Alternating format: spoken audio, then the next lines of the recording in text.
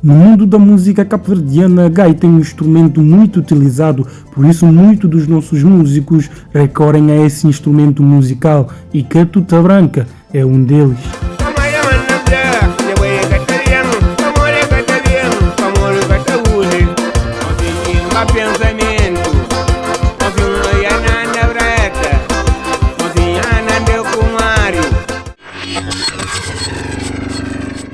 África, muitos anos atrás.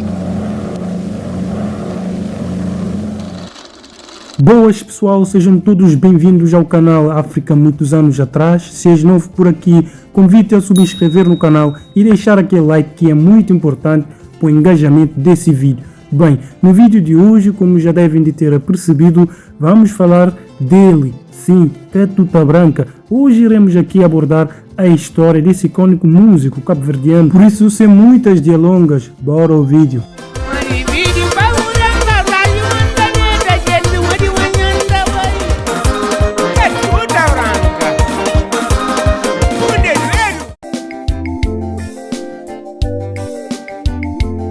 Domingos Ramos Sanchez nasceu em São Tomé e Príncipe no ano de 1953. É um cantor, compositor e instrumentista, mais concretamente de gaita. Catuta Branca chegou a Cabo Verde, proveniente de São Tomé, ainda criança. Ficou vivendo no interior de Santiago, mais precisamente em Saltos, concelho de São Miguel.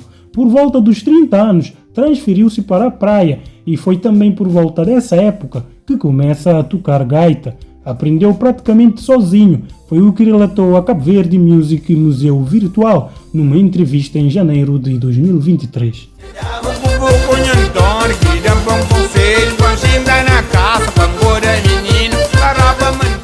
Passando um bocadinho para trás, Catuta Branca diz que a sua infância foi muito difícil, pois teve de conviver com uma madrasta, o qual ele alega que não gostava muito dele e o maltratava, segundo algumas entrevistas concedidas.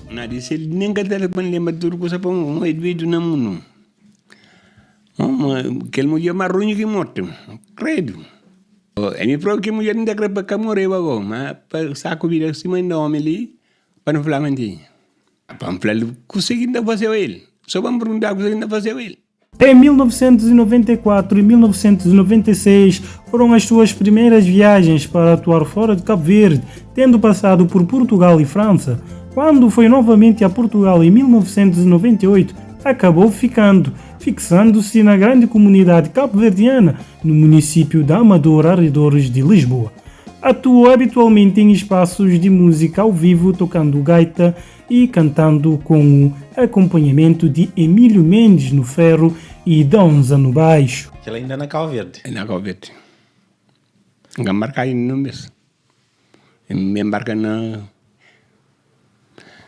94, primeira vez. Gravou 5 CD em que aposta no funaná tradicional que surge na década de 1990, quando o ferro gaita deu início a uma nova era do funaná, em que o gaita volta a ter centralidade e passa a contar com instrumentos elétricos como baixo ou guitarra e percussão. Catuta Branca vinha de um crescente musical muito interessante, depois de ter gravado Baixo Lá com Sons de África na Amadora no ano de 1999 e também na Cirubeira, também com Sons de África na Amadora no ano de 2001, mas só viria a ter mais sucesso com Marapano, que foi um CD-DVD produzido por Gold Music em Cacém, Portugal, no ano de 2011, e com uma participação especial de Flor de Mundo no Ferinho. Depois disso, gravou Lacutelo 2013, Trabalha Sopamundo 2015. Esse último álbum, de certeza, um dos mais importantes na carreira de Catuta Branca, pois esse último álbum, lançado em 2015, contribuiu muito para uma nova visão de Catuta Branca em relação à nova geração. Digamos assim, fez com que fizesse uma transição de geração para geração, para que a nova geração passasse a conhecer melhor Catuta Branca. Catuta Branca ainda está a todo vapor para dar show aonde der e vier com a sua gaita e com um estilo único, com palavras soberbas, digamos assim, se é que me entendem, pois para quem conhece Catuta Branca sabe minimamente do que eu estou a falar.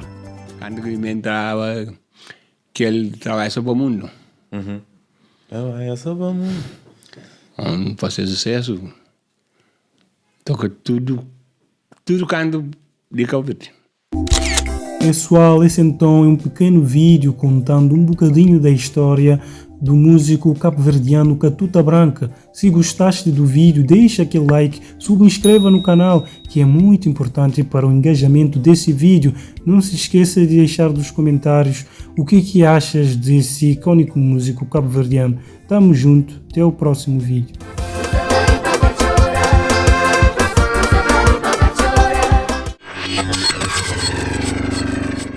África, muitos anos atrás.